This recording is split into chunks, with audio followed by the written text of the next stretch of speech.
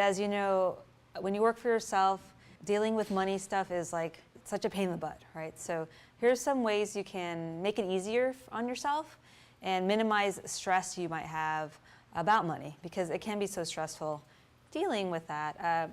To start, Freelancer says, this is the meetup Freelancer, 9-to-5 jobs are stupid, but the city paycheck is pretty sweet. So managing money when you freelance sucks.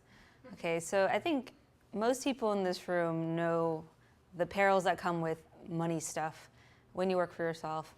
And I got into this because when I was young, I grew up in a household where there was a lot of money issues. You know, I grew up with a single parent. She worked 2 jobs, so money was always a source of stress. So when I was young, I was kind of scared about money because I saw how it could cause so many problems. And so I became kind of obsessed about overcoming my fear from the fascination, the fear of money. And naturally, when I started working for myself, I did all I could to make it easier on me, so I don't have to stress out about money as much. So talking to financial planners, talking to other money nerds, there are some among us in the audience, getting some ideas on what it is that can help us, keep it to a minimum. So here's a couple reasons why managing money when you freelance sucks. Okay, when you work for yourself, you need to obviously spend more time on financial housekeeping. So sending invoices, chasing down payments, waiting on clients to just send that check. And there's a lot of different ways they can send the money. They can send it by check, ACH. It gets complicated because you don't know when money is going to come in. And so it gets really stressful versus when you had a day job, as you know, you get a nice check every 2 weeks or whatever. You worry about fluctuating income that's unpredictable and comes in at different times. So you might get a paycheck from someone 2 weeks, sometimes in a month, you just don't know. And then there are people who just don't submit stuff or send you stuff, so you just have to chase stuff down.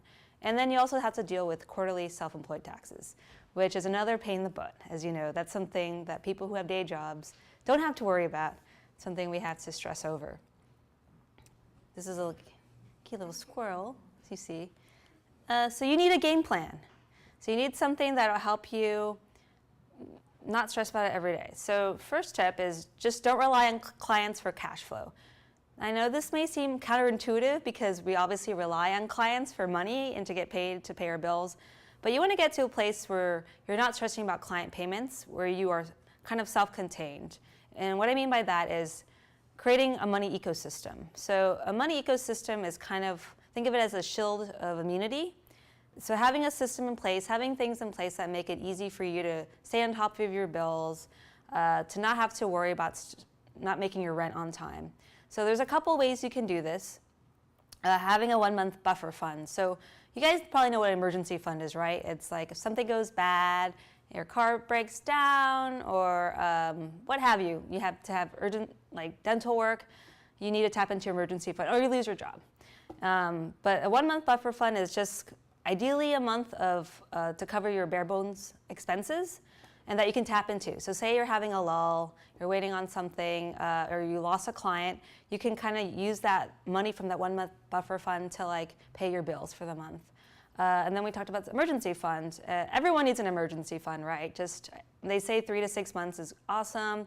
We know it can be hard when you work for yourself, so the more the better. The more the merrier with emergency funds. If you can swing a couple months, awesome. If you do more, even better. And then savings for self-employed taxes. A good place to start, it really varies. I've heard accountants say you should save up to 50% of each paycheck, which is a lot of money. So to start, I would say 25% is a good place. And then this is my favorite one, get ahead by a month. So get ahead by a month means at the end of whatever month it is, you'll have enough money to get by for the next month. And it's not as hard as it sounds. So end of May, you'll have everything you need to pay your bills for all of June, that kind of thing. And all you need to do is just save a month's worth to get you started. So if you had everything for this month, ideally the next month, it can roll out that way. And then improve your cash flow. So you don't want to wait around for payment because you're kind of giving control over to the client. You want to have your cash flow, and obviously you'd want clients that are amazing to work with, that pay tons of money, that are going to give you 400% raise, which is kind of like a long game. It's like a big thing. So I'm thinking of small things you can do. So go for the small wins, the small asks that you can do tomorrow. So you can ask for, how most clients have a 30-day net, meaning they have 30 days to pay you. Ask for like a shorter turnaround, 7-day or 14-day net. I've done this, and it's actually, a lot of them are willing to give you money as soon as you're done sometimes, because they understand that you're might be waiting on money. And it's not a big thing to ask. Another thing is ask for half the deposit up front and then half later. Or, you break it up to like 3 parts, 4 parts, that kind of thing. These are little things you can do that will just help your flow. Build a powwow network. So what this means is we all have a network of other freelancers, other people who can get us jobs, help us negotiate rates. And you can also do something like, if you are, say a designer, and you have a crazy busy month, ask your friends who might have a slower month if they can help out and pay them a little bit. So that way you're not losing clients, you're not missing deadlines, and then you can give them some money, so you guys are both helping each other out. That's another way. I feel like freelancers really need to help each other out with money flow, because that's just how we survive. So second tip, make it easy. So keep it simple, stupid rings true. I know if you're not really deep into money and budgeting and stuff, you kind of want to make it as easy as possible, because you don't want to spend a million hours thinking about all this stuff, right? First things first, automate, set things on cruise control.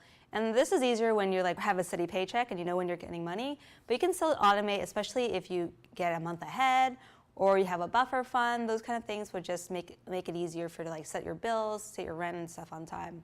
And then use apps and tools. So this is my favorite. How many people here love using apps, trying out new apps and things like that?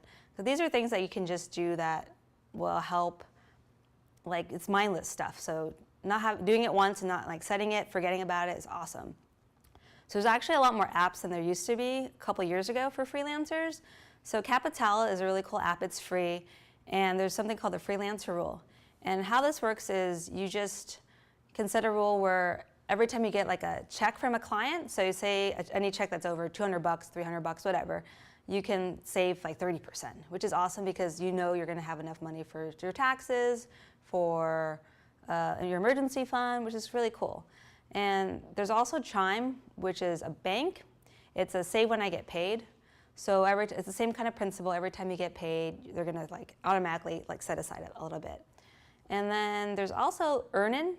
Earnin and Chime get paid early. So this is more if you're a part-time hustler, a gigger, and you don't want to wait 2 weeks to get paid. You can actually set it up for Earnin if you have direct deposit with a certain company. It's really cool. The next day after you do your time, say you work 8 hours driving Uber, the next day they're actually gonna give you $100, up to $100 paid. So that way you don't have to worry about your rent, making your rent, that kind of thing. Okay, the next step is find your in. So whatever keeps you engaged. It's really hard not to stay engaged with money, because it's boring for a lot of people. But whether it's using apps, coming up with a unique system, a flow, or talking with friends about it even. I know people don't really like talking about money, but it's important we do that just to get through stuff. Will help you stay on top of these things, meet your goals, that kind of thing, because it's a long game. It's a long game to get all this stuff set up. But if you find your in, keep it fun, then you'll stick to it. The last tip is focus on growing your money. So I know a lot of people think it's a trade-off when you freelance, because it's I'm giving up security, I have to forego any long-term goals, but you don't have to. There's kind of easy ways to make that hustle worthwhile and to focus on retirement investments. So while you're trying to get everything in a row, go lean. So live on a bare bones budget until you've created that money ecosystem. And that's what I've done for a very long time. And so when I went freelance 3 years ago I had a lot of stuff in place that made it so much easier for me to be brave and make it work until I got more clients and that kind of thing. And that makes it easier for you to save so that you can have stuff in place so you don't have to stress out so much. And then create savings goals based on percentages. It's hard to save the same all the time, because what if you're having an awesome month or you're having a really terrible month? So let's say you have a great month and you make double the amount you normally do. and you only need half of that. So you can save percentages based on retirement, based on whatever, fun, vacation, that kind of thing. Also, save for retirement. The cool thing about being a freelancer is that there's a lot more options actually that people may not know about. There's, there are traditional IRA, there's SEP IRAs, and individual 401ks, which are just for freelancers. And then instead of like saving once a month or every 2 weeks like you think you should, like you can just save once a year if that's what you can afford, or save quarterly. So better to save a little bit than nothing at all.